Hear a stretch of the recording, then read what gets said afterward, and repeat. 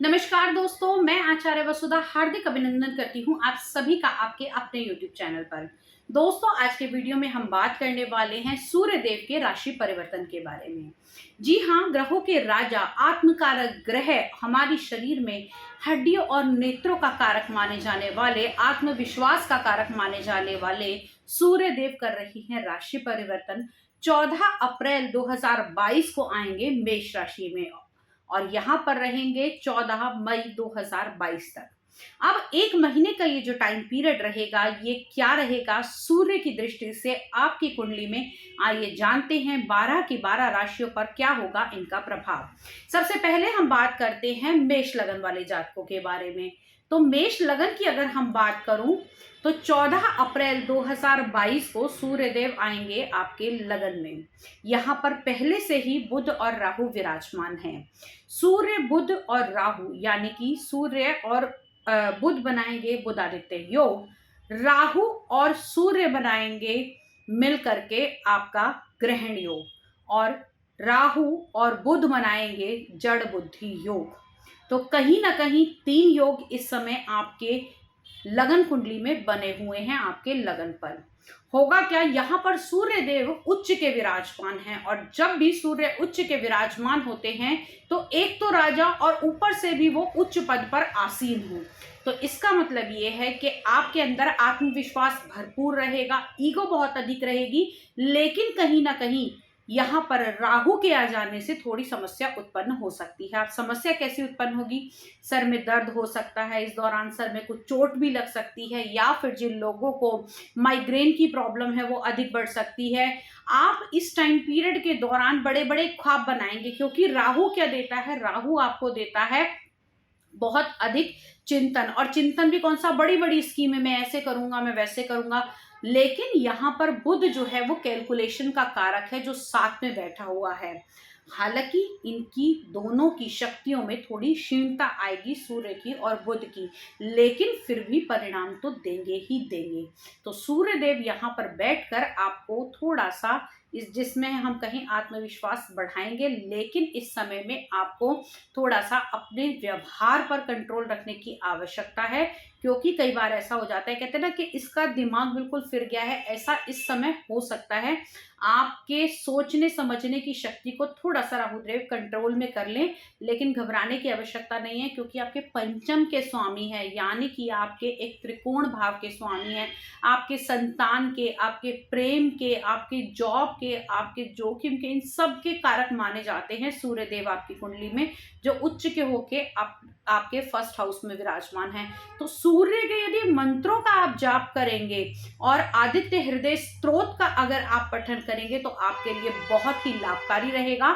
लाल चंदन और गुड़ डालकर तांबे के लोटे से सूर्य देव को अर्घ दीजिए, और फिर देखिए करिश्मा कैसे ये एक महीना इन जड़ बुद्धि योग और ग्रहण योग के बावजूद भी आपके लिए अच्छा साबित होता है।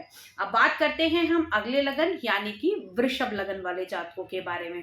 तो वृषभ लगन की अगर हम बात करें तो यहाँ पर सूर्यदेव विराजमान है आपके 12वें भाव के अंदर, यानी कि आपके चतुर्थ के स्वामी उच्च होकर 12वें भाव के अंदर विराजमान है।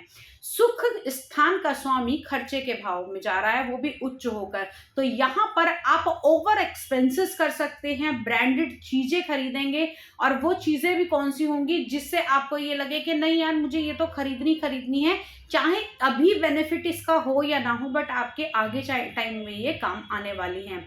अब बात करते हैं हम अगली राशि यानी कि मिथुन लगन वाले जातकों के बारे में। तो मिथुन लगन की अगर हम बात करें तो सूर्य बुध राहु तीनों का जो संगम बनेगा आपके 11वें भाव के अंदर बनेगा। तीसरे का स्वामी 11वें में जाना, यानी कि अगर हम देखें तो तीसरा भाव आपके मित्रों का, संबंधियों का, दोस्तों का, और कहीं ना कहीं छोटी यात्राओं का भी माना जाता है। तो तीसरे का स्वामी 11वें में जाएगा, और वो भी सूर्य देव, यानी कि इस समय में आप पूजा अर्चना, मंत्र उच्चाटन और उच्चारण और मेडिटेशन जैसी चीज़ों के लिए यात्राएं कर सकते हैं, किसी कोर्स के लिए जा सकते हैं, किसी भागवत में जा सकते हैं, गीता में जा सकते हैं, और साथ ही साथ आपके दोस्तों का, मित्रों का, संबंधियों का और कहीं ना कहीं आपका पिता का भी इस समय आपको पूर्ण सहयोग और पूर्ण खुशी आपको मिलने वाली है। लेकिन आपको इस टाइम पीरियड के दौरान थोड़ा सा ध्यान रखने की आवश्यकता ये है कि इस समय में अगर आप गेहूं का दान करते हैं या फिर किसी जिसे हम कहते हैं गुड़ का दान करते हैं तो आपके लिए बहुत ही लाभकारी रहेगा। पानी अधिक से अधिक पिएं, इससे आपके सूर्य का जो दोष सूर्य को इस समय लगा हुआ है वो नहीं लगेगा। अगली बात करते हैं हम कर्क लगन वाले जातकों के बारे में। कर्क लगन की अगर हम बात करें तो कर्क लगन में सूर्य देव आपके दूसरे घर यानी कि आपके कुटुंब के भाव के स्वामी माने जाते हैं, और साथ ही साथ ये कुटुंब भाव में भी सूर्य को अगर हम देखें तो हमारे कुटुंब में सूर्य पिता का भाव माना जाता है, यानी कि पिता हमारा को हम सूर्य से देखते हैं। तो सूर्य का ये जो गोचर है ये हो रहा है उच्च होके आपके कर्म स्थान में।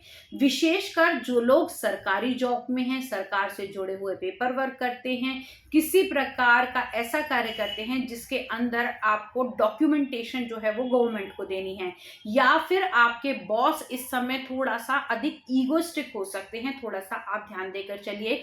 जो पैतृक संपत्ति में, पिता की संपत्ति में और अपने पिता की कारोबार को संभाल रहे हैं उनके लिए ये टाइम पीरियड बेनिफिशियल रहेगा। लेकिन साथ ही साथ इन तीनों ग्रहों की जो ये त्रिग्रही योग बन रहा है, ये योग सीधा सीधा आपके 4th हाउस को भी एक्टिवेट करेगा, तो आपके घर परिवार और सुख साधनों में थोड़ी सी दिक्कतें आ सकती हैं। अगली बात करते हैं हम सिंह लगन, यानी कि जिसके मालिक ही सूर्यदेव माने जाते हैं। सिंह लगन की अगर मैं बात करूं तो आपके लग्नेश हैं सूर्य जो आ रहे हैं नवम भाव के अंदर। अपने आप में लग्नेश का नवम भाव में आना बहुत अच्छा माना जाता है।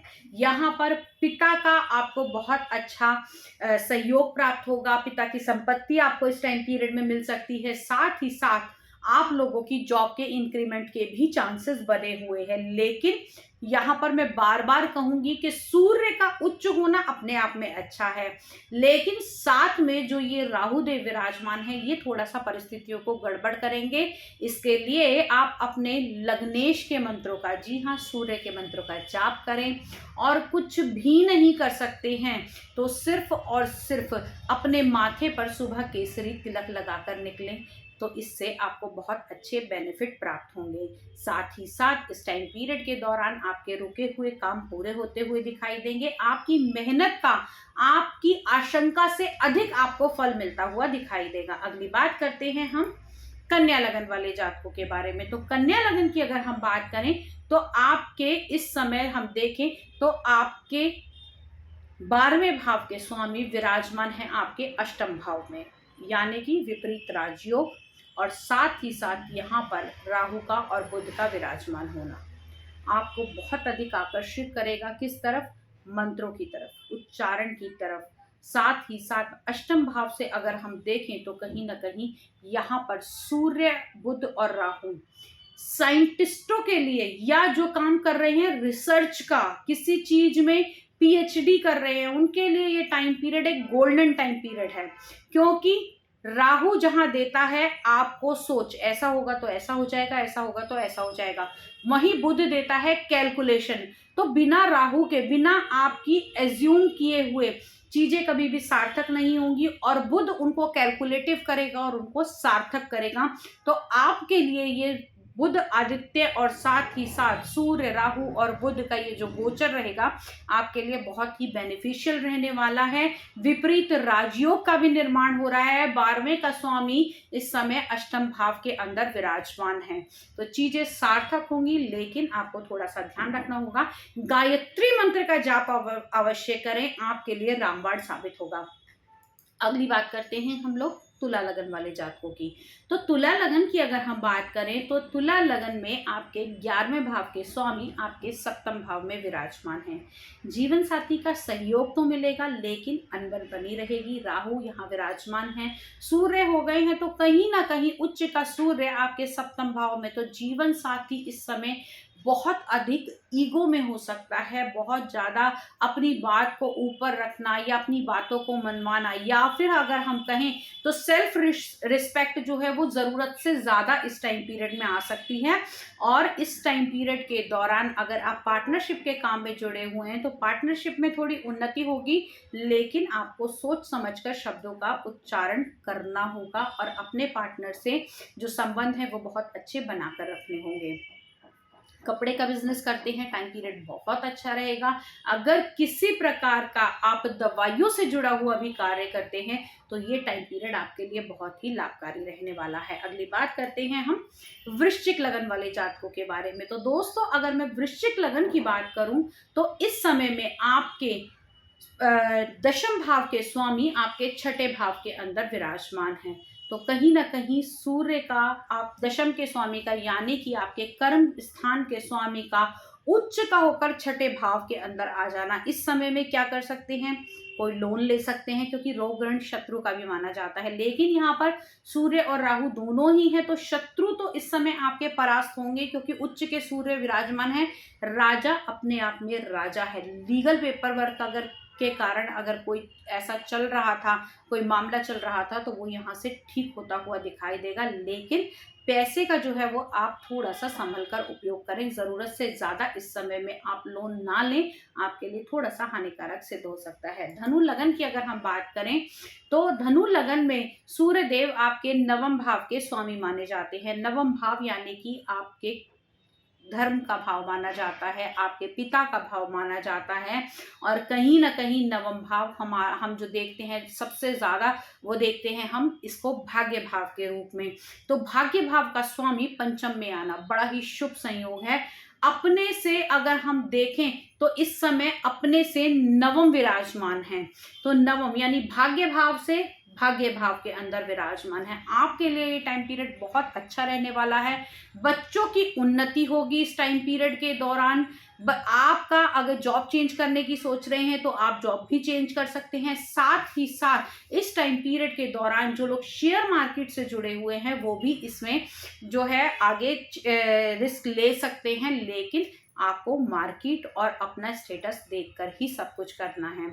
अब अगली बात करते हैं हम लोग मकर लगन वाले जातकों के बारे में। तो मकर लगन की अगर हम बात करें तो आपके अष्टम के स्वामी यानी कि आपके अष्टमेश इस समय चतुर्थ भाव के अंदर विराजमान है। यानी कि अगर हम देखें तो आपके आयु के और आपके जिसे हम मृत्यु भाव बोलते हैं, रिसर्च का भाव बोलते हैं, उसके स्वामी आपके सुख स्थान में जाकर बैठ रहे हैं। तो हो सकता है कि इस टाइम पीरियड के दौरान थोड़ी सी जो अगर आपको कोई बीमारी चल रही है, हड्डियों के रोग चल रहे हैं, तो थोड़ा सा आपको ध्यान रखने की आवश्यकता है, क्योंकि अष्टमेश का चतुर्थ भाव में ग्रहण योग के साथ बैठना कहीं ना कहीं आपको अर्थराइटिस की प्रॉब्लम से, या फिर यहाँ पर सूर्य उच्च के तो होकर विराजमान है, जिस सूर्य को हार्ट का कारक माना जाता है, लेकिन यहाँ पर सूर्य को ग्रहण भी लगा हुआ है। और आने वाले टाइम में यानी कि अगर हम देखें तो शनि की तीसरी दृष्टि 29 अप्रैल को शनि राशि परिवर्तन करेंगे, और तीसरी दृष्टि भी आपके चतुर्थ भाव पर यानी कि आपके हार्ट के क्षेत्र पर पड़ेगी। तो ओवरऑल टाइम पीरियड आपके लिए अच्छा रहेगा। लेकिन अगर आप बीपी के पेशेंट हैं या हार्ट के पेशेंट हैं तो थोड़ा सा संभल कर चलने की आवश्यकता है। कुंभ लगन की अगर हम बात करें तो आपके लगन की दृष्टि से अगर हम देखें तो सूर्य देव आपके सप्तम भाव के स्वामी हैं, जो विराजमान हैं इस समय आपके तीसरे भाव में, यानी कि आपके जीवन साथी के, आपके पार्टनरशिप के, आपके गुप्तांगों के स्वामी जो है वो तीसरे घर के अंदर विराजमान है, यानी कि आपके बल पराक्रम और साहस के भाव के अंदर उच्च के सूर्य होकर विराजमान है। तो अपने बल के हिसाब से आपको बहुत अधिक, जिसे कहते हैं आत्मविश्वास पैदा होगा, लेकिन ये आत्मविश्वास बहुत अधिक नहीं रखना है। आत्मविश्वास होना अच्छा है, लेकिन ओवर होना हमेशा लाभकारी नहीं होता, नुकसान दे सकता है। तो इस टाइम पीरियड के दौरान थोड़ा सा सोच समझकर ही आप बात करें। और साथ ही साथ तीसरे भाव के अंदर सूर्य का ये गोचर जो है वो आपके लिए इसलिए ज़्यादा मैं बेटर नहीं कहूँगी क्योंकि त्रिक भाव माना जाता है, यानी कि आपका सप्तम का स्वामी त्रिक भाव में विराजमान है। तो कहीं ना कहीं आपकी जो वैवाहिक संबंध है उसको भी थोड़ा सा आपको संभल कर चलने की आवश्यकता है। सूर्य के मंत्रों का जाप करें, आदित्य हृदय स्तोत्र करें, और वो भी कुछ नहीं कर सकते तो अपने हाथ पर, जी हाँ, अपने हाथ पर इस समय में आप लाल धागा बांधेंगे तो ज़्यादा बेटर रहेगा। जिन लोगों को सर्वाइकल की प्रॉब्लम है वो इस समय में अपना बहुत अधिक ध्यान रखेंगे तो बेटर रहेगा। अगली बात करते हैं हम मीन लगन वाले जातकों के बारे में। तो मीन लगन की अगर हम बात करें तो सूर्य देव आपके छठे भाव के मालिक हैं, यानी कि आपके रोग ऋण शत्रु के स्वामी इस समय विराजमान हैं आपके दूसरे भाव के अंदर। तो कहीं ना कहीं आपके रोग को थोड़ा सा बढ़ा सकता है। छठे का स्वामी उच्च होकर दूसरे के अंदर विराजमान है, लेकिन आपके साथ ही साथ अगर हम देखें तो संपत्ति, पैतृक संपत्ति मिलने के इस समय में योग बने हुए हैं। ओवरऑल टाइम पीरियड आपके लिए अच्छा रहेगा। इस टाइम पीरियड के दौरान आप लोन के जरिए अपनी कोई बड़ी एसेट बनाने की सोच सकते हैं। सूर्य के मंत्रों का जाप मैं बार बार सबको इसलिए कह रही हूँ, जिनके सूर्य इस समय त्रिक भाव में या 6, 8, 12 के अंदर विराजमान हैं और यहाँ पर सूर्य देव उच्च के हैं। जब भी कोई ग्रह उच्च का होता है तो वो अपने फलों को 100% देता है। तो उसके लिए आपको, यदि अगर आपको अच्छे फल मिल रहे हैं बहुत अच्छा है, अगर बुरे फल भी मिल रहे हैं तो मंत्रों का जाप आपके लिए सदैव ही लाभकारी होता है। दोस्तों, सूर्य ही एक ऐसे देवता हैं, सूर्य और चंद्रमा, जो सबके सामने हैं, दीप्त हैं और जिनका हमारे जीवन के लिए बहुत ही बड़ा योगदान माना जाता है। जहाँ सूर्य हमारे नेत्रों का कारक है, वहीं सूर्य हमारे कॉन्फिडेंस का, हमारे आत्मविश्वास का कारक माने जाते हैं। ऐसे सूर्य देव की आराधना कीजिए। यदि कुछ भी नहीं कर सकते तो सूर्यास्त से पहले गायत्री मंत्र का जाप ही अगर आप मात्र करेंगे तो आपको बहुत बहुत बहुत सारे फलों की प्राप्ति होगी। अगले वीडियो में कुछ नया लेकर आपके सामने फिर हाजिर होंगी, लेकिन उससे पहले यदि अगर अब तक आपने चैनल को सब्सक्राइब नहीं किया है तो प्लीज सब्सक्राइब कर दीजिए। साथ ही साथ अगर आप अपनी कुंडली का विश्लेषण करवाना चाहते हैं, घर या फैक्ट्री का वास्तु करवाना चाहते हैं, या मुझसे किसी भी प्रकार की कोई एस्ट्रोलॉजिकल, टैरो कार्ड रीडिंग या फिर न्यूमरोलॉजी से जुड़ी हुई सुविधा लेना चाहते हैं तो स्क्रीन पर दिए हुए नंबर पर मुझे संपर्क कर सकते हैं। आपकी समस्याओं का समाधान करने की जरूर कोशिश करूंगी। तब तक के लिए जय मां भगवती।